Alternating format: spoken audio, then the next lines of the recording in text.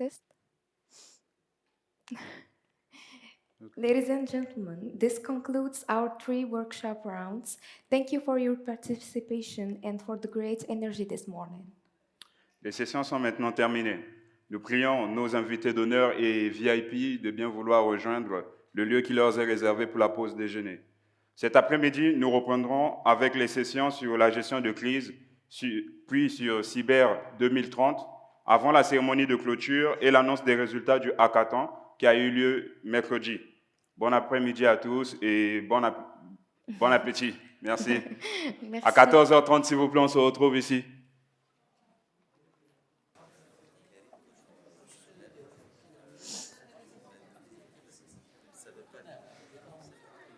Alors, mesdames et messieurs, votre attention s'il vous plaît.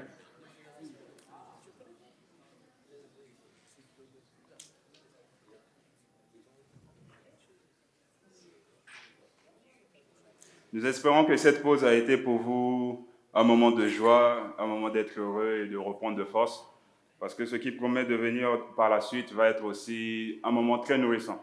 Mais cette fois-ci, on va encore se nourrir autrement. On va se nourrir par un cocktail. Un cocktail, pour moi, c'est un mélange un peu côté management et côté technique, comme on l'a vu hier. Et elle va parler sur ce qui est la gestion de crise cyber, avec pour thème entre urgence technique et communication stratégique. Gérer une crise cyber, c'est agir avec vitesse tout en gardant son sang-froid. Nos intervenants vont vous montrer comment allier efficacité technique et communication maîtrisée. Pour cette discussion essentielle, nous avons le plaisir d'accueillir Anas Sunnar, Hassan Moussafir et le modérateur de cette table ronde, Younes Flahi. Merci. Merci.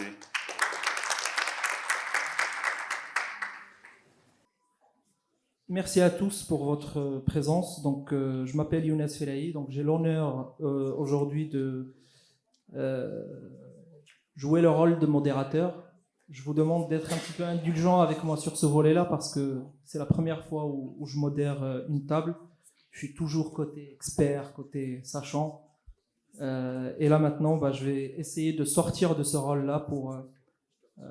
mais voilà, permettez-moi aussi peut-être d'enrichir le débat quand ça sera le bon moment. Donc, mesdames et messieurs, chers leaders, chers experts, bienvenue à tous encore une fois autour de cette table ronde.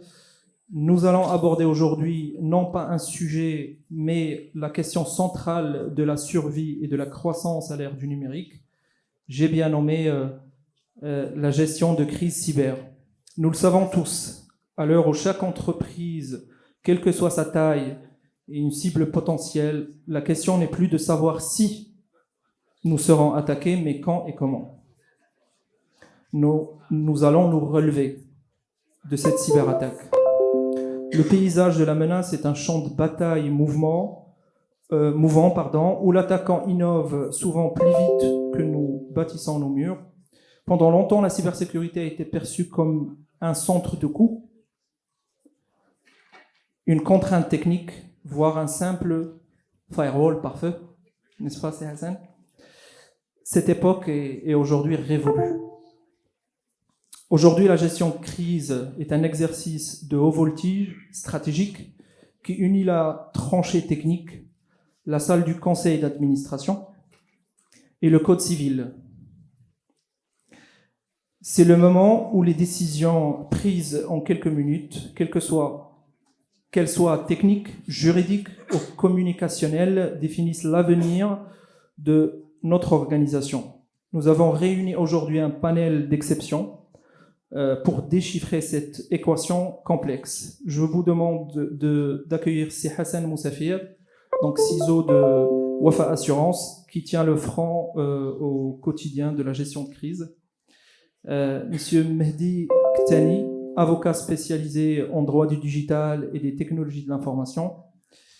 Monsieur Mathieu Camus, président de Privacy Impact, cabinet spécialisé dans le conseil sur la protection des données à caractère personnel, entre autres évidemment.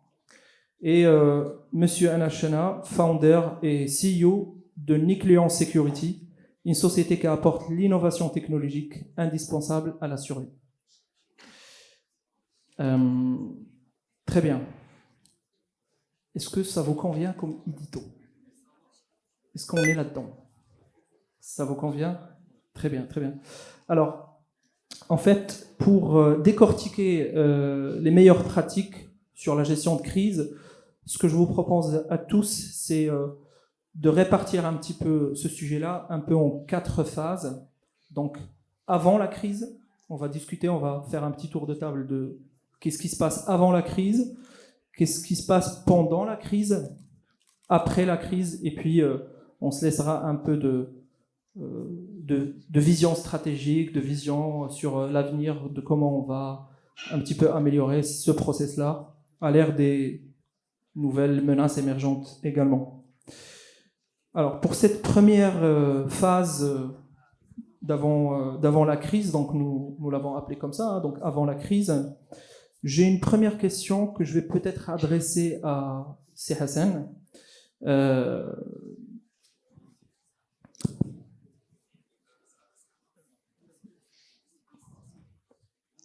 Donc la gestion de crise cyber aujourd'hui est un processus stratégique qui nécessite forcément des investissements. Comment on peut positionner la gestion de crise cybersécurité dans une stratégie cyber globale dans une entreprise? Bonjour tout le monde, ravi d'être parmi vous aujourd'hui. Voilà, pour la gestion de crise, pour qu'il y ait des investissements derrière, donc il faut qu'elle fasse partie intégrante de la stratégie cybersécurité. Donc, je crois que c'est très important de l'imbriquer au niveau de la stratégie. Pourquoi? Et actuellement, à l'ère de ce qui se passe, actuellement en termes de cyberattaques et le volume massif de cyberattaques qu'on a vécu cette année, donc je crois que toute entreprise, tout établissement gouvernemental doit avoir le dispositif de gestion de crise au niveau de sa stratégie cyber, sorte à défendre même au niveau de cette stratégie. Il faut que ça soit communiqué à l'échelle du top management pour qu'on ait l'engagement et le sponsoring de ce dispositif très très important.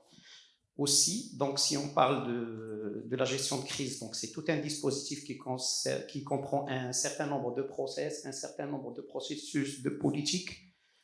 Avant, quand on parlait sur la partie crise, donc on nous parle de gestion des incidents cyber, et gestion des incidents cyber, c'est qu'une toute petite partie, mais il y a aussi la partie plan de communication, la partie tout ce qui est sensibilisation des utilisateurs par rapport aux dispositifs qu'on va mettre en place, les process qu'on va mettre en place, et bien évidemment un exercice de simulation de gestion de crise qu'on doit mener annuellement, bien régulièrement, donc, parce que même aussi pour actuellement au Maroc, les infrastructures d'importance vitale donc, ont intérêt, parce qu'il y a la loi, il y a la réglementation derrière. Voilà. Donc je pense qu'il faut qu'elle fasse partie intégrante de la stratégie, comme ça pour avoir son poids au niveau de l'entreprise, son suivi stratégique au niveau des instances de gouvernance de l'entreprise, et voilà, pour qu'elle soit défendue et ces budgets qui sont déclinés soient défendus aussi. Merci. Alors c'est très intéressant ce que vous dites, C. Hassan. Donc d'abord, la gestion de crise est un processus aujourd'hui qui doit être stratégique. On n'est plus dans l'opérationnel de la gestion d'un incident, parce qu'on est amené à prendre des décisions, et tout ça, en fait, nécessite finalement, pour résumer un peu ce que vous avez dit, nécessite une phase de préparation. Et donc, il y a un état optimal à atteindre avant la crise. Grosso modo, c'est ça. Et d'ailleurs, moi, j'aimerais quand même poser la question, du coup, à Mathieu, sur, effectivement, quels sont à peu près globalement les objectifs qu'une entreprise doit atteindre avant la crise. Alors, avant la crise, il est nécessaire vraiment d'identifier d'où peut provenir la menace. Et cette connaissance, on l'acquiert à partir du système d'information. Donc, c'est une crise cyber, c'est une atteinte au cyber une atteinte au patrimoine immatériel qu'on possède dans l'organisme. Donc cette atteinte, elle peut concerner nos collaborateurs, elle peut concerner les fournisseurs, les partenaires, elle peut concerner les clients, et à chaque fois, ce sont des services différents. Donc il faut bien identifier quelles sont les données critiques au sein de l'organisme, que ce soit des données avec une atteinte potentielle en propriété intellectuelle, ou alors des données de secret industriel, ou alors des données à caractère personnel où peut y avoir une atteinte sur les droits et les libertés fondamentaux des personnes qui vont être concernées. Donc à partir du moment où on a bien qualifié, bien identifié les données, on a les services qui sont associés et les infrastructures qui vont être le support de ces données. Donc on a identifié les données et les infrastructures et les vulnérabilités qui y sont associées. Les mesures de sécurité qu'on met en place, elles vont protéger jusqu'à un certain niveau. Et il faut être critique envers soi-même en disant, ben voilà, nous, potentiellement, on peut avoir des menaces qui peuvent arriver de tel ou tel endroit. Donc avant la crise, c'est déjà bien faire un inventaire des actifs et des vulnérabilités.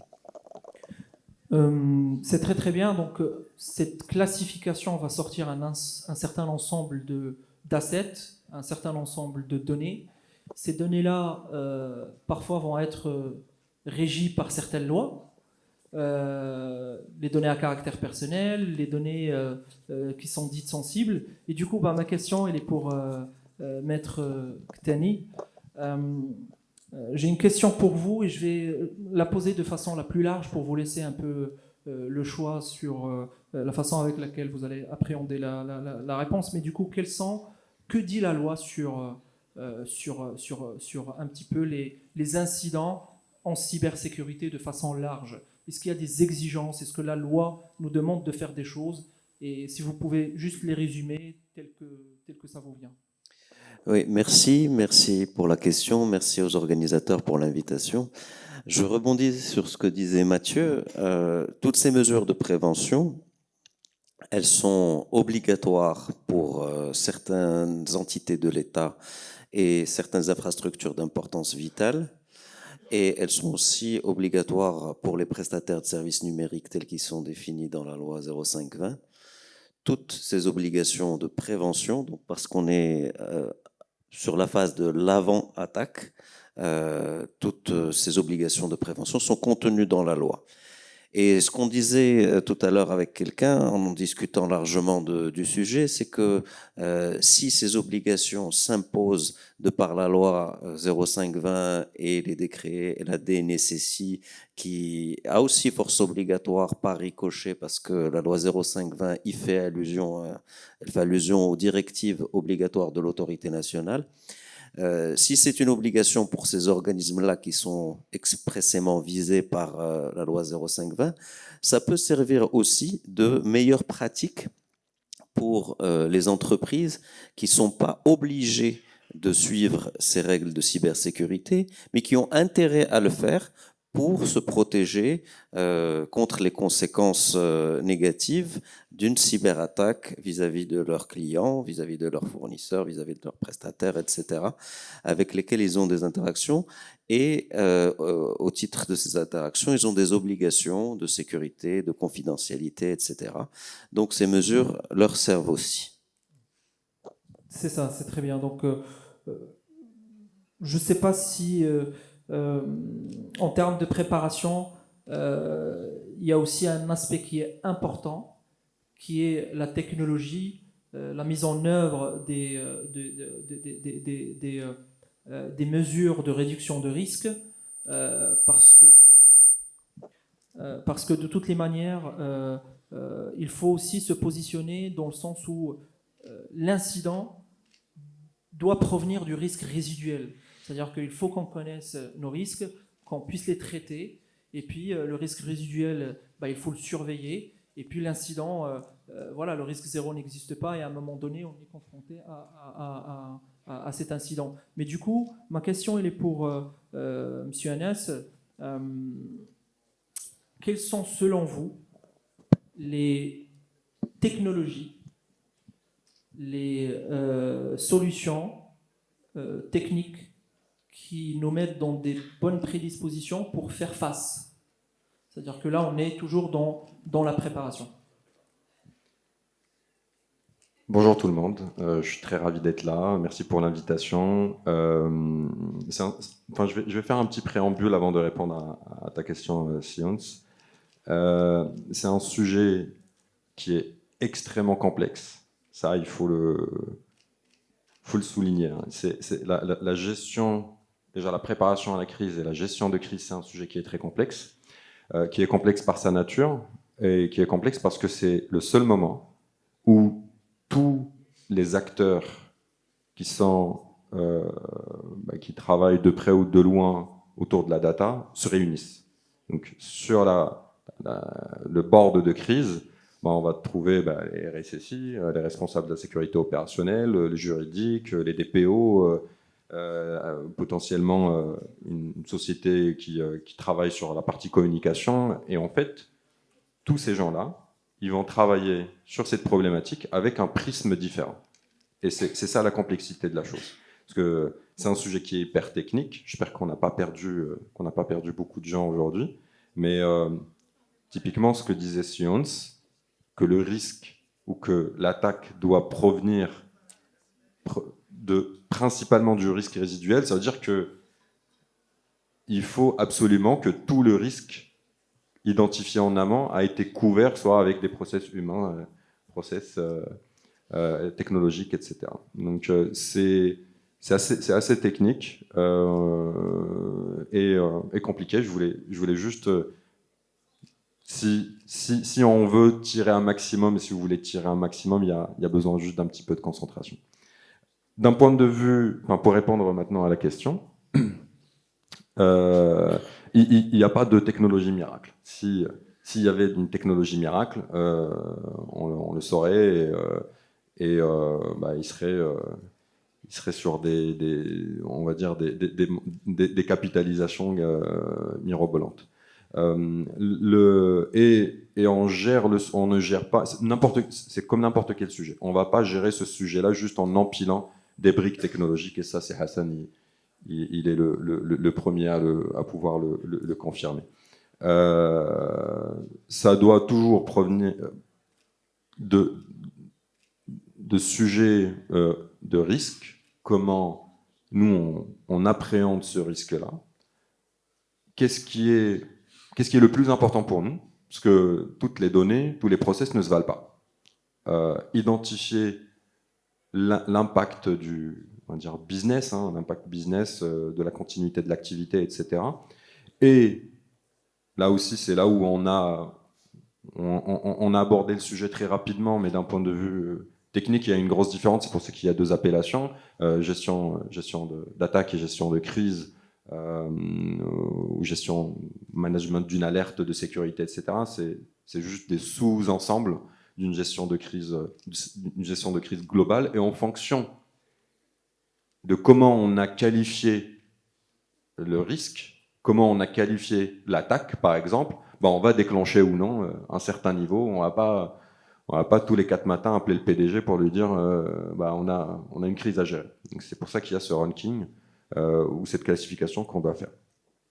D'un point de vue purement technologique, il y a des choses indispensables, bien sûr.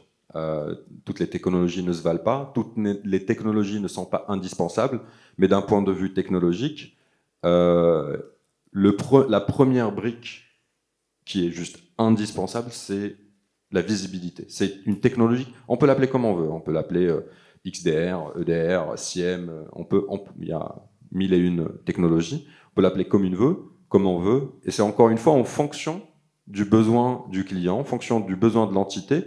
Qu'est-ce que je dois voir? Je vous donne un exemple, qui est une entreprise qui est impactée par ces obligations-là. On va pas acheter ou investir dans une solution SIEM qui peut coûter des millions alors qu'ils n'ont que des postes de travail, etc. Même si elles sont soumises à certaines obligations. Donc on va pas tuer une mouche avec un boulet de canon, quoi. Donc c'est un peu ça le sujet. Donc pour moi, la brique essentielle, c'est la visibilité. On ne peut pas sécuriser ce qu'on ne voit pas, on ne peut pas réagir sur ce qu'on ne voit pas, et il faut qu'on ait une vision extrêmement ou plus ou moins précises. Parce que ça aussi, c'est un challenge, c'est un gros challenge. Le deuxième point, c'est la capacité de réagir, c'est-à-dire qu'on doit être sûr qu'en fonction des risques, en fonction des attaques, on a les outils qui vont nous permettre de réagir. Et réagir vite. Aujourd'hui, avec les technologies, l'avancée des IA, l'IA agentique, etc., on est capable, parce qu'il y a une métrique qu'on suit très précisément, c'est le MTTR, donc Mean Time to Respond, c'est-à-dire le temps que ça nous prend pour réagir à une attaque. Et ça, c'est aussi donc supervision, visibilité, réactivité. Et le dernier point, la dernière brique un peu indispensable, c'est la partie résilience. C'est des outils qui vont nous permettre de revenir à un état résilient. Ça veut dire quoi? Ça veut dire passer le moins de temps possible pour que le business retourne, pour que l'activité, l'administration puisse reprendre, etc. Donc moi, en termes de préparation, supervision, détection et résilience. Et la résilience, ça peut être juste des backups, ça peut être des éléments qui vont nous permettre de revenir récupérer nos données suite à une attaque ou à un site distant, etc. Donc voilà, moi je les vois sur ces trois volets. C'est très bien. Et pour même dire, j'attendais cette réponse. Donc, de toute façon, effectivement, donc, on a la supervision, on a la détection, on a la réaction. Tout ça doit s'imbriquer dans une stratégie qui est basée sur les risques et on réduit nos risques par rapport à ces éléments-là. Et donc ça, c'est très bien. Donc ça, je suis assez d'accord pour dire que ça nous met, tout ce que vous avez dit, ça nous mettra dans une situation où, a priori, nous sommes préparés. Donc on a un regard juridique sur la chose, on connaît la réglementation, on a bien classifié nos assets, on sait exactement sur quoi on est soumis en termes de réglementation. On a porté le sujet à un niveau stratégique avec le management, on a eu des budgets pour pouvoir investir dans des solutions de réduction du risque. Maintenant, il y a un incident, donc on passe à la phase numéro 2, si vous voulez bien. Donc là, on est en crise, pendant la crise. Donc voilà, je pense que le premier qui est engagé sur la question, c'est quand même le RSSI. On parle des crises cyber. Donc ma question est pour toi, c'est Hassan.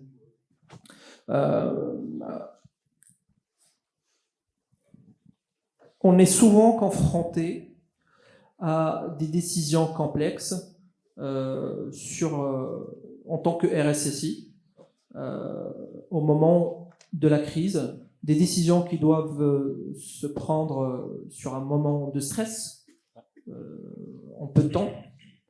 Et d'où ma question, en fait. Alors, je ne vais pas poser la question sur le rôle et responsabilité de chacun on veut tourner aujourd'hui le débat sur des choses qui sont quand même un peu compliquées et qui méritent un retour d'expérience d'experts comme toi, c'est Hassan. Donc, pour moi, la question, c'est quelle est la matrice de décision qui va guider le RSSI pour prioriser la continuité du business versus une isolation potentielle du réseau qui peut être partiel ou total en plein de crises cyberattaques.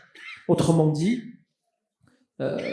on a des décisions importantes qui vont avoir certainement des impacts en interne, des impacts en externe, des impacts qui peuvent amener des questions juridiques aussi, sur des manquements à des obligations légales ou contractuelles. Et donc, qu'est-ce qui nous anime, nous, en tant que RSSI, pour décider? D'accord. Donc, déjà, bonne question, très pertinente. Donc, je vais faire quelques références par rapport à ce qu'a dit Anas, notre collègue, notre camarade Anas, par rapport à la partie qualification.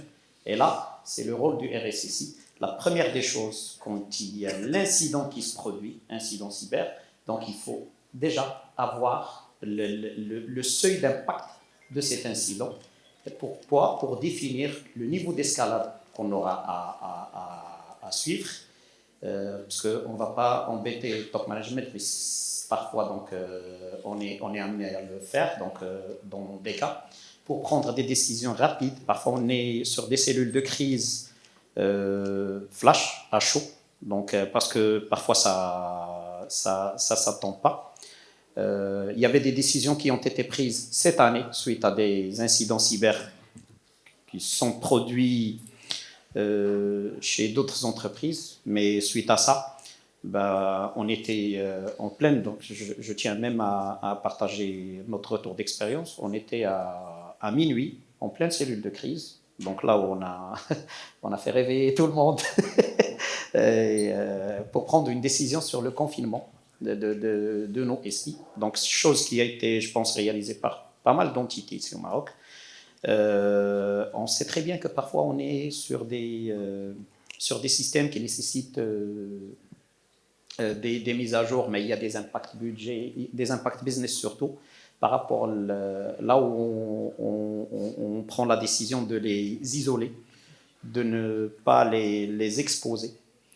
Voilà, donc ce qu'on peut avoir comme décision, donc c'est très important d'intégrer le top management, surtout sur l'isolation de réseau, sur tout ce qui est exposition, revoir nos infrastructures exposées suite à des audits. Donc je sais très bien que après plusieurs cyberattaques qui ont été médiatisées, soi-disant, toutes les entités, surtout stratégiques, ont lancé des audits cyber sur leur système exposé, à savoir tout ce qui est audit code source, tout ce qui est test d'intrusion. Et ça, malgré qu'il y a des exercices d'analyse de risque qui ont été menés, mais bon, donc ce qui s'est arrivé, donc ça nous a donné une leçon à prendre et à revoir nos infrastructures, voire les renforcer. Donc je reviens au dispositif dont tu as parlé, CNS, qui n'est plus un nice to have, mais c'est un must to have en termes de journalisation. Quand on parle de la supervision, c'est toute la panoplie technologique qu'il faut avoir. Et je complémente ce qu'a dit avec le dispositif SOC. Actuellement, on doit la supervision SOC 24/7 pour des entités stratégiques, c'est un must-to-have. Surtout, il y a la réglementation qui le régisse. La partie classification de toute la data, donc c'est aussi la loi 0520 qui le régisse, en se référant à un guide qui a été élaboré par la Direction générale de sécurité système d'information. Et si on arrive à l'incident, on déclenche le plan de com, on déclenche la cellule de crise avec la participation de toutes les parties prenantes, que ce soit interne ou externe. Donc interne, on sait très bien qu'on a l'IT derrière, on a la com interne derrière, on a la com externe, parfois on est recours à de la presse, donc pour pouvoir communiquer autour de ce qui est arrivé et de rassurer les gens. Parce que quand même, à travers la presse, on passe des messages très importants à nos clients, à nos fournisseurs, à nos partenaires, pour les rassurer par rapport à ce qui est arrivé et la maîtrise de la situation aussi. Voilà. C'est vraiment très intéressant. Donc, si je dois reprendre un petit peu ce que tu as dit, c'est Hassan, c'est que le RSSI, il est là pour évaluer la situation, mettre un niveau de criticité sur le sujet. C'est lui qui donne le tempo, finalement, c'est ça. Et il a besoin d'un ensemble de parties prenantes pour exécuter un certain ensemble d'actions qui sont, donc pour apprendre isolation, etc., etc. Donc c'est plutôt technique. Puis vous avez parlé de la communication, vous avez parlé aussi d'actions juridiques. Donc on va peut-être aborder ça comme ça dans l'ordre. Et du coup, je retourne la question à CNS pour dire si on est en situation de crise, il y a un RSSI qui a besoin d'un certain ensemble d'actions techniques en urgence. Alors, c'est là où la technologie, aujourd'hui, j'aimerais avoir un petit peu votre retour sur le sujet, votre appréciation. Est-ce qu'on a aujourd'hui des solutions qui nous permettent d'agir rapidement et voire même d'agir toutes seules, quasiment, suite à une appréciation ou d'agir en tout cas d'une manière automatisée, coordonnée, et que ça soit pas de l'imprévisible, mais que ça soit quand même quelque chose sur lequel on a peut-être eu des indicateurs sur comment ça va fonctionner, tout en essayant de ne pas sortir du cadre. Juste pour préciser, là, on parle de réponse à incident, c'est-à-dire qu'il y a quelque chose qui se passe. Ah, on est en phase 2, là, c'est l'incident. Ouais, exactement. Donc il y a l'incident qui c'est la réponse sur incident. C'est-à-dire que qu'est-ce qui pourrait aider aujourd'hui le RSSI pour aller plus vite? Ok. Du coup, si on revient à l'état actuel, technico-technique, les briques technologiques qu'on voit dans la majorité des cas, c'est l'aspect SOC backé par un SIEM, comme disait Sir Hassan. Donc, c'est une équipe. Il y a une équipe de réponse à incident, soit les organisations internalisent cette activité-là, soit ils vont prendre du service chez des services, c'est des sociétés spécialisées qui font que ça. Ça d'un point de vue humain, d'un point de vue technologique en plus du SIEM, donc il manque des alertes. Là, je parle de l'état actuel, où ce qu'on voit majoritairement. Donc ces alertes-là remontent ou activent des playbooks au niveau d'un SOAR, par exemple.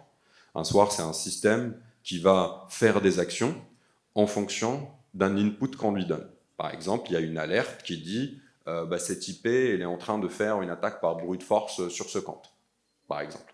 Là, c'est le use case le plus classique qu'il y a dans un SIEM. Normalement, quand ça remonte, le SOAR, il reçoit ça. Automatiquement, il a un playbook d'action qui lui dit, si tu as cette alerte-là, bloque l'IP sur le firewall.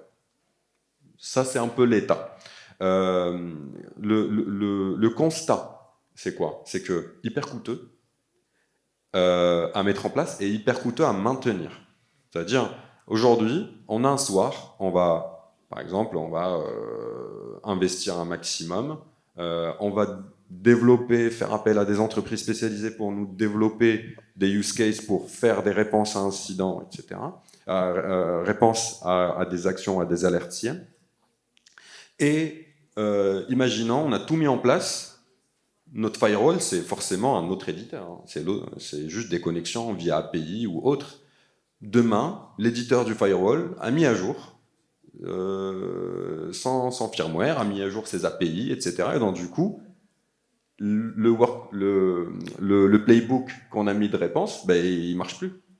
Et donc du coup, c'est pour ça que j'ai dit c'est cher à mettre en place et c'est cher à maintenir, parce qu'aujourd'hui, le retour d'expérience qu'on a dans des grands groupes, ils ont maintenant des équipes dédiées pour mettre à jour les playbooks d'action. Donc là, c'est l'état actuel du marché, l'état actuel des solutions.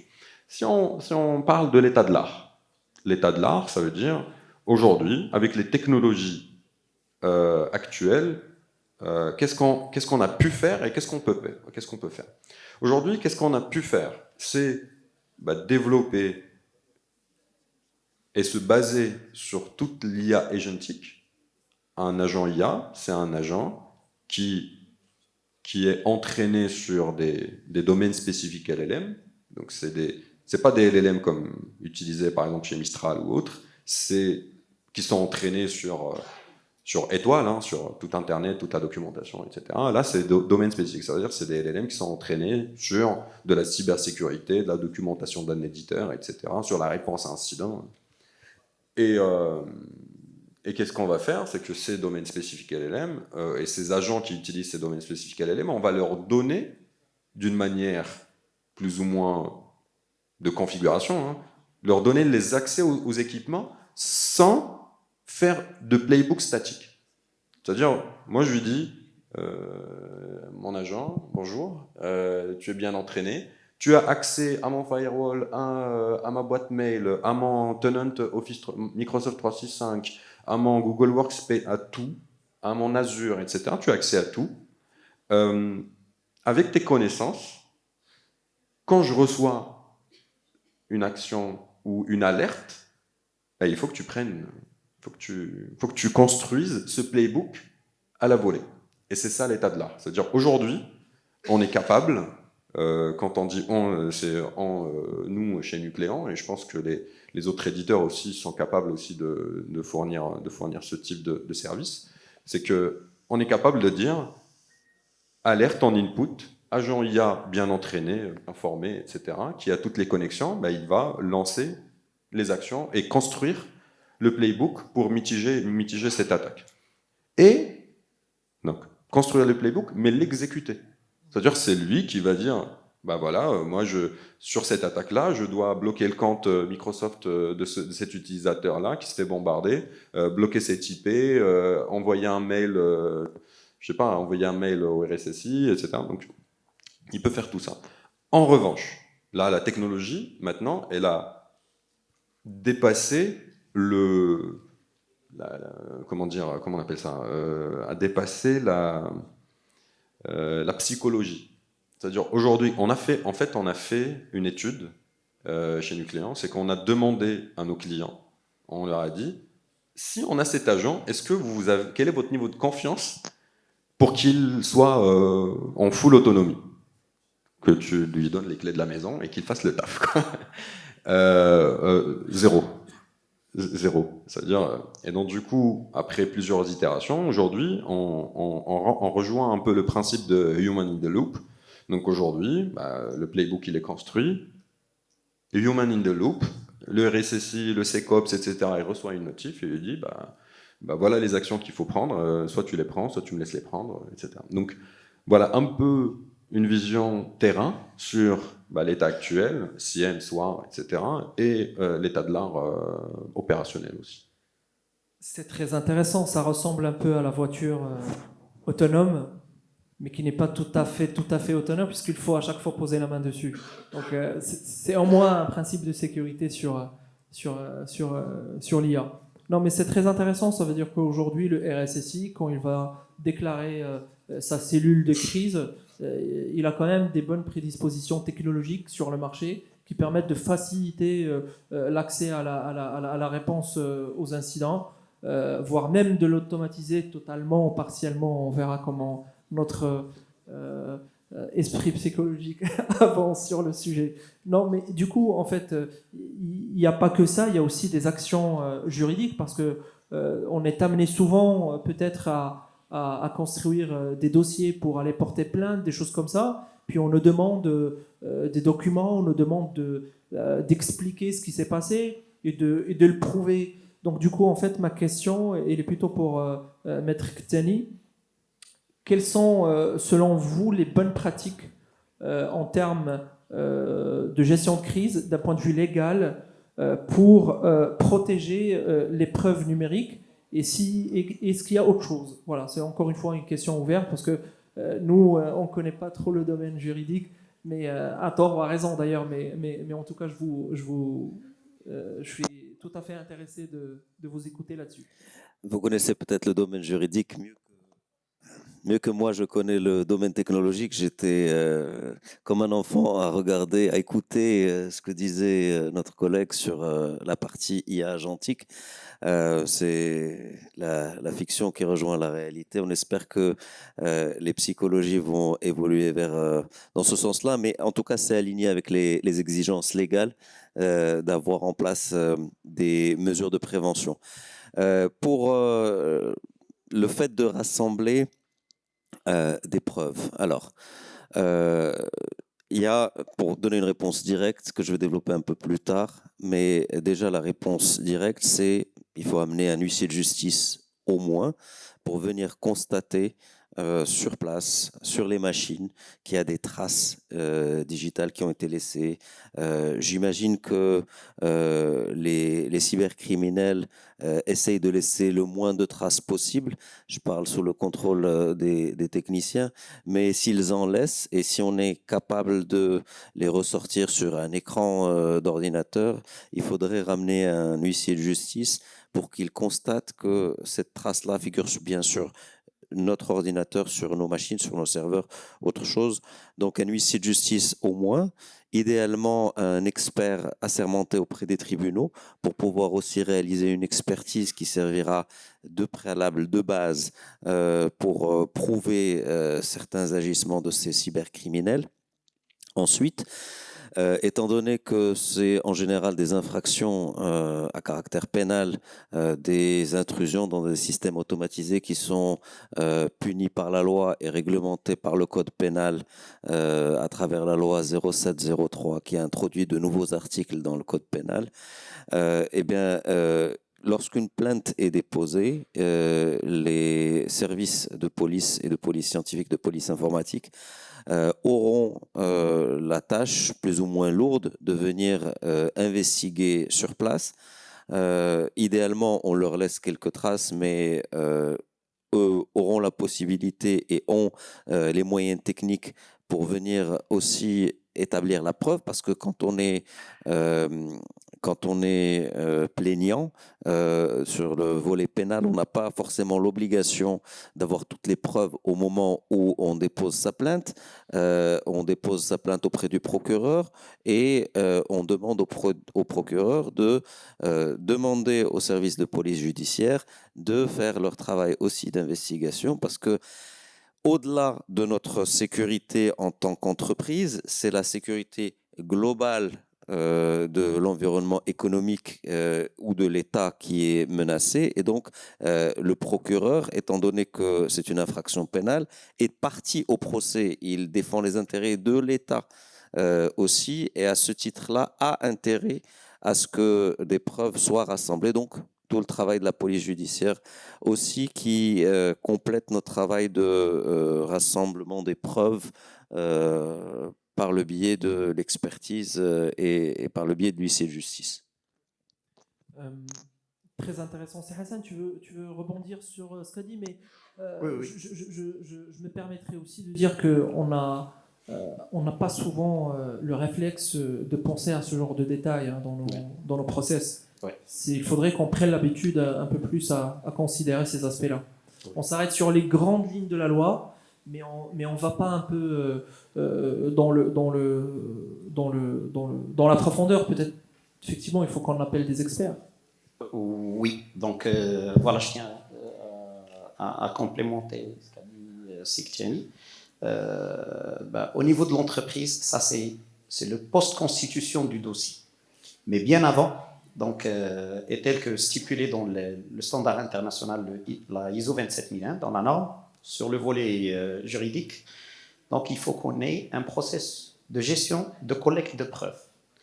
Là où on mène, même, par exemple, si on a vécu une cyberattaque et on veut, par exemple, investiguer derrière et lancer une enquête, donc on lance ce qu'on appelle une enquête forensique. C'est une enquête technico-juridique. Donc là où soit on a recours à une expertise interne, soit on a recours à une expertise externe pour faire des investigations, collecter les preuves, tous les enregistrements numériques qui peuvent y avoir, pour qu'on puisse constituer un dossier au juridique avec l'huissier de justice, donc pour alimenter le dossier et le présenter auprès des instances légales. Voilà. Merci. Maître, vous voulez rajouter quelque chose ou... Non, c'était très clair. Ok, merci. Je vais juste donner la parole rapidement à Mathieu.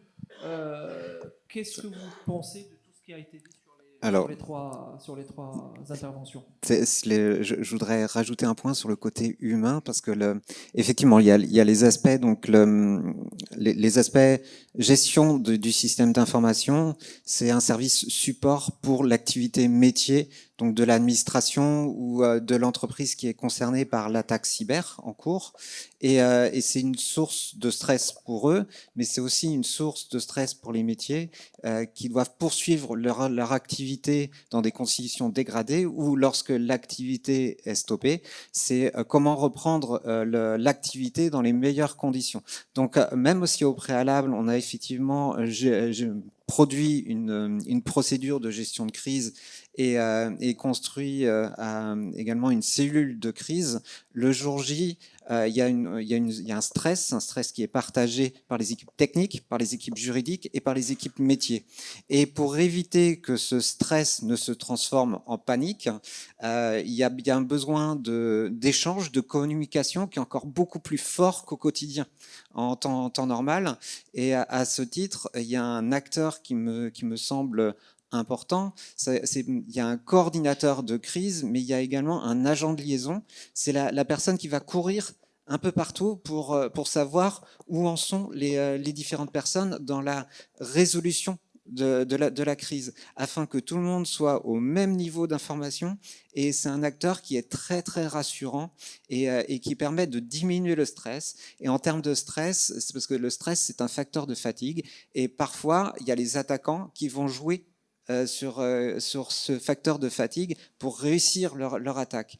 Et donc parfois, ça peut être éprouvant sur 24 heures, sur 48 heures, sur une semaine complète pour retrouver l'activité dans des conditions normales et être sûr que l'attaque ne va pas survenir par la suite. Très bonne fin qui me permet du coup de rebondir sur la...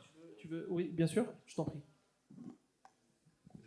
Juste un point rapidement, c'est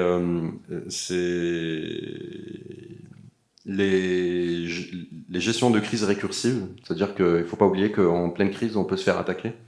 Et donc, du coup, il faut... non, mais en fait, généralement, les gens, en tout cas, je n'ai pas vu des milliers, mais ceux que j'ai vus, c'était, il y a une crise, ça veut dire qu'ils sont déjà préparés, ils ont tout, le process, etc. Et on déclenche, tout le monde est sur la crise, il n'y a plus personne qui surveille, il n'y a plus personne qui... Et on se fait attaquer sur un autre sujet, donc du coup, c'est juste en termes de récursivité sur la partie préparation, je voulais rajouter ça. Non, mais c'est très très pertinent, donc d'où l'importance de la préparation et de l'organisation et les rôles et responsabilités de chacun. Il faut que ça fasse partie intégrante. Alors on n'a pas abordé un point important, mais on n'est pas là à faire, comme tu disais tout à l'heure avant qu'on monte, si on devait parler de la gestion de crise, on parlerait pendant peut-être tout l'événement, mais c'était pas l'idée. C'est que finalement il y a plusieurs niveaux de cellules de crise, il faut le souligner aussi. Il y a la cellule de crise qui est plutôt décisionnelle et une autre cellule qui est plutôt opérationnelle. Peut-être l'agent de liaison, il fera peut-être le lien entre les deux, et ça c'est vraiment important. Maintenant, si vous voulez bien, on passe à l'autre phase qui est après la crise. Et là-dessus, j'aimerais qu'on regarde un petit peu tout ce qui va être conséquences et reconstruction. Et donc, ma question, elle va s'adresser à Hassan. C'est Hassan. Donc, au-delà d'éventuelles répercussions qui peuvent être visibles dans un incident, comment on peut s'assurer qu'il n'y a pas de répercussions qui sont peut-être indirectes ou qui sont peut-être pas visibles, etc. Comment on doit conduire une évaluation de levée de doute sur l'ensemble de l'incident? Qu'est-ce que vous préconiserez, vous, en tant que RSSI, dans ces cas-là? Vous sortez de la crise, comment être sûr qu'on est sorti de la crise? Oui. Après la crise, on a ce qu'on appelle les alertes. On apprend. Donc, malgré qu'on réalise des simulations de crise, ben là, on est dans la réalité. Donc, la réalité, c'est ce qui va nous permettre d'évaluer la maturité de notre dispositif de gestion de crise. Et ça va nous donner lieu à des plans d'action suite à ces leçons apprises. Ça va nous donner des plans d'action qui touchent tous les volets cyber, que ce soit sur le volet organisationnel, c'est-à-dire on va revoir nos process, nos politiques et notre manière de faire, et aussi que technique. Donc ça pourra, au niveau de la crise réelle, on a eu par exemple des équipements qui ont été bypassés par la cyberattaque. Surtout actuellement, on parle des APT, les Advanced Persistent Threats, c'est les menaces avancées, là où les outils classiques ne jouent pas un rôle très très important. C'est tout ce qui est actuellement analyse comportementale, donc CNS le confirme. On parle des solutions à revoir, des technologies qu'il faut vraiment. Donc c'est la remise en cause de pas mal de briques, sécurité à revoir. C'est des process à revoir. Et quand on met en place ce genre de dispositif, on s'inscrit dans un cycle d'amélioration continue. Donc on fait des exercices, mais bon, la réalité nous dévoile pas mal de défaillances qu'on peut surmonter à travers les plans d'action et voilà, et qu'on peut évaluer dans le temps. Voilà. Très bon point, et je suis tout à fait d'accord sur ce point-là. On me fait signe comme quoi il faut absolument qu'on commence à accélérer. Donc, du coup, juste pour finir sur cette phase, d'un point de vue juridique, maître, là, on commence à sortir un petit peu de la crise. Il est temps de regarder nos obligations légales par rapport à cet incident-là. Qu'est-ce que vous préconisez? Qu'est-ce que dit la loi? Qu'est-ce que vous préconisez, vous, en tant qu'expert juridique sur le sujet? Bien, écoutez, il y a déjà l'obligation de communiquer l'incident à la DGSSI. Cette obligation est imposée par la loi 0520 pour toutes les entités qui sont concernées par la loi 0520 et auxquelles elle s'applique. Donc c'est une obligation légale.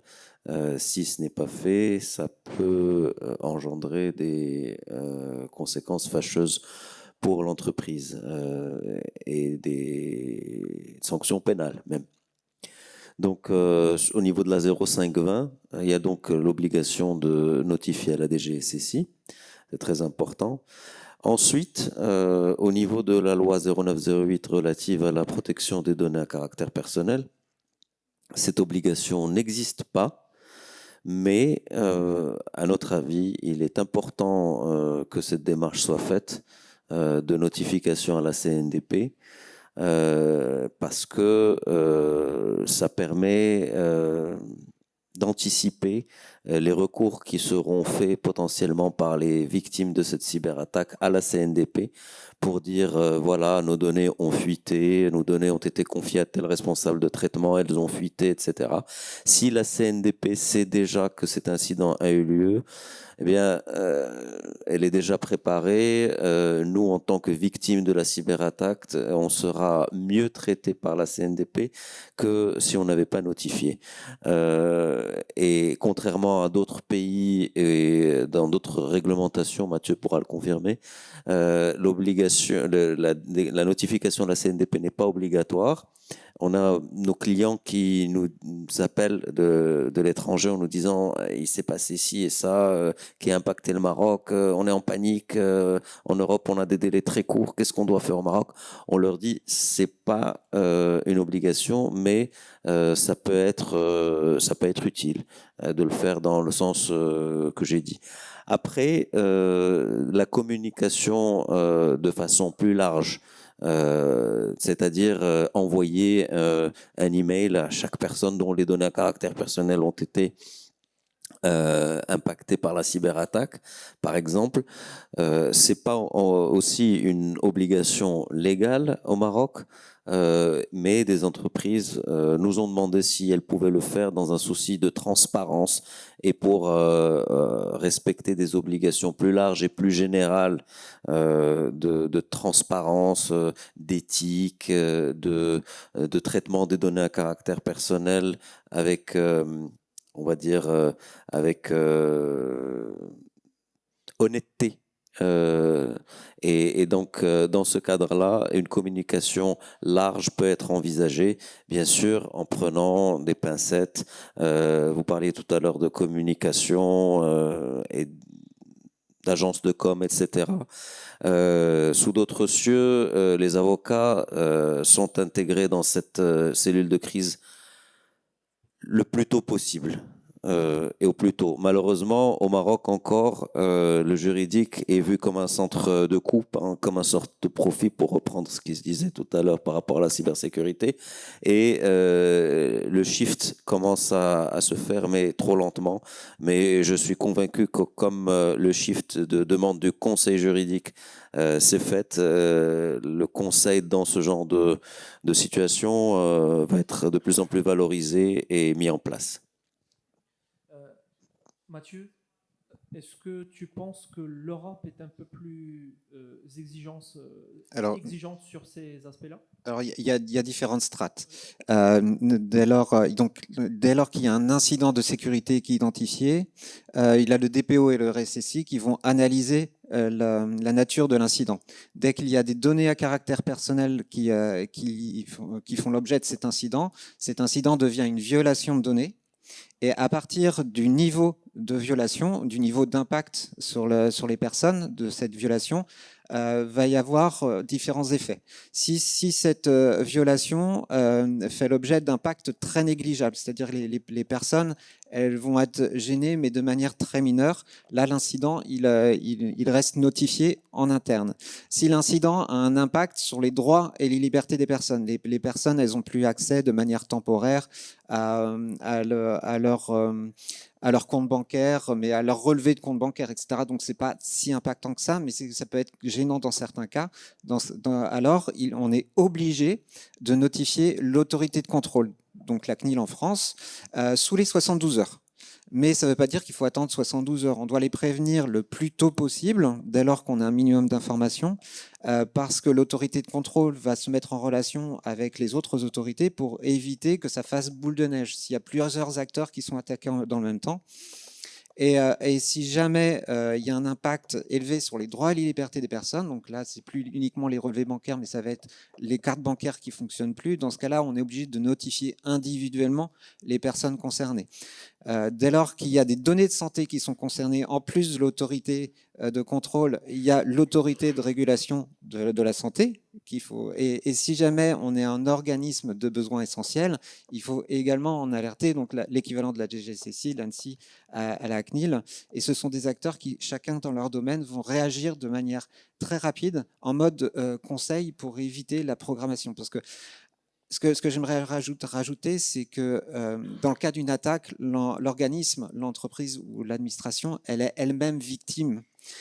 Donc, il ne faut pas avoir peur de communiquer. Au contraire, il faut être le plus clair possible pour permettre la résolution la plus efficace de la difficulté. Juste de rebondir sur ce tout dernier point, communiquer évidemment, après avoir pris la précaution de voir si on a plus ou moins respecté ses obligations de sécurité en amont, etc. Parce que on est victime, comme vous dites, mais on est aussi vu comme responsable ou garant de la sécurité de ces données, donc communication avec évidemment un bon plan. Alors, ce qu'il faut noter aussi, c'est que les entreprises en général, ils ont des assurances cyber, et ces assurances cyber aussi exigent exigent un délai pour pouvoir notifier, sous peine d'avoir des franchises un peu très élevées, etc. Donc là-dessus, en tout cas, je tenais à vous remercier. Je vais peut-être donner la parole à CNS pour clôturer. Rapidement, avant qu'on prenne une question, pas plus, une ou deux. Donc préparez une ou deux questions, pas plus. Mais NS, comment tu vois l'avenir de la gestion de crise? Je la laisse ouverte. Tu peux prendre le prisme technique, organisationnel ou communicationnel, juridique, comme tu veux. Il faut juste que ça se tient en 60 secondes. Allons-y. Moi, je vais faire vite, comme ça on peut avoir d'autres questions. Je vais commencer déjà par dire le déclencheur de la crise, le pire point ou identification de ce déclencheur de crise pour un RSSI ou pour un DSI, etc., c'est qu'il se retrouve au niveau de la presse. C'est-à-dire qu'il le découvre dans la presse, ça c'est ou dans une fuite de données ou autre, ou en utilisant des solutions qui crawlent un peu le dark web, qui voient un peu que ces données sont en vente. Donc ça c'est la pire façon de découvrir qu'on a été attaqué. L'avenir pour moi, aujourd'hui il y a des solutions qui gèrent tout le process. Et ça, on a vu quelques-unes, parce que nous aussi, d'un point de vue éditeur, surtout après le passage je parle bien en France, hein, surtout après le passage d'un amendement sur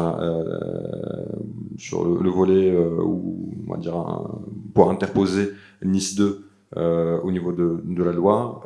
Donc il y a un député qui a eu l'intelligence de rajouter éditeur dans la loi, parce qu'on n'était pas concerné. Là, juste en rajoutant ce mot, on est concerné maintenant, et donc du coup nous aussi on est dans cette approche-là.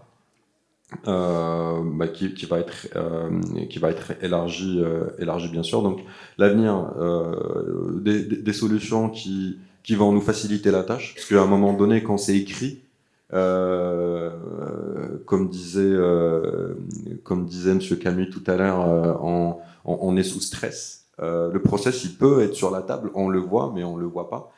Ça, c'est la psychologie aussi du stress. Mais quand c'est, on va dire, informatisé au niveau d'une solution qui permet de nous guider lors de notre process de gestion de crise, c'est plus simple. Et je pense que ça, c'est hyper important. Ça va changer pas mal de choses. Ça a déjà changé. Et d'un point de vue réactivité, bien sûr, sur le volet prisme technologique.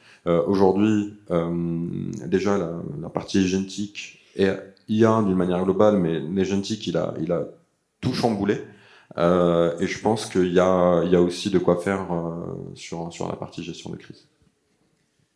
Eh bien, c'est une belle fermeture de cette table ronde. Merci beaucoup. Ce que je vous propose, c'est qu'on prenne une question ou deux. Je vois deux mains. Deux mains, ça fait 2. 4, 5, 6. Non, c'est deux. Un quoi? Un appart? Un apport. Alors, oui, mais bonjour. Moi, c'est Adam Siongbon. Ce matin, j'ai fait une présentation d'un agent IA, SOC Analyst N.1, qui rejoint un peu la description de M. Anas.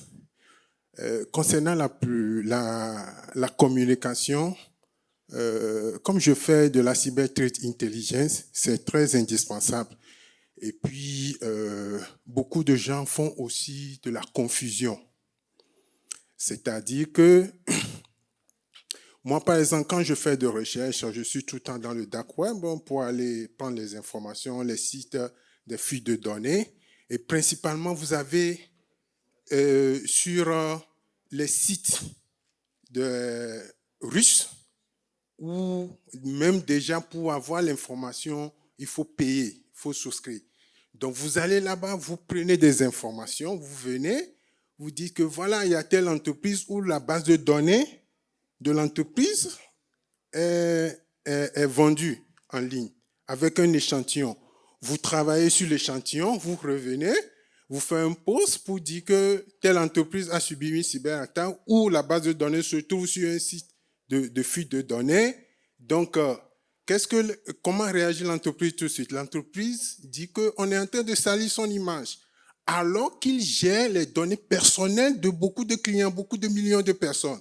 Donc, il préfère tuer ces clients-là, c'est-à-dire moi ce que j'appelle une arme silencieuse, c'est-à-dire pour l'image de l'entreprise, il préfère sacrifier les données de ses clients plutôt que tout de suite d'alerter les gens, ses clients ou tout ce qu'ils considèrent comme client pour éviter des attaques redondantes. Ce que j'appelle pas attaque redondante, c'est-à-dire que tout de suite, d'autres personnes ou d'autres accueils récupèrent, ils achètent la base de données, le nom des clients, les adresses, et puis ils lancent une campagne de phishing, etc.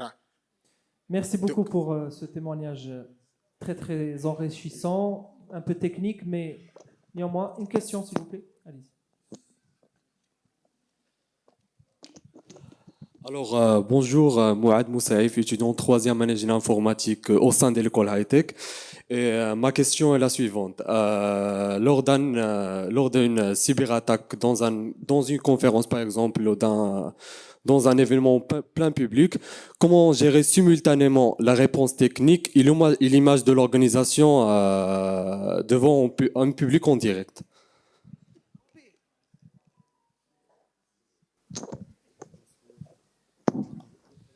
Déjà, avant, il faut établir, par exemple, les événements. Généralement, on met en place ça dépend de la catégorie de l'événement. Surtout, on est proche de la CAN, on est proche du World Cup. Je tiens aussi à rappeler, donc à partager avec vous.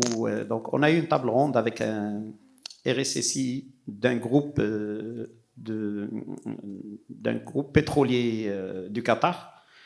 Donc, sur un retour d'expérience par rapport à ce qu'ils ont vécu au niveau durant la World Cup de Qatar. Et donc, ce qu'ils ont mis en place, donc, c'est des plans de prévention déjà avant l'événement, durant l'événement et post-événement.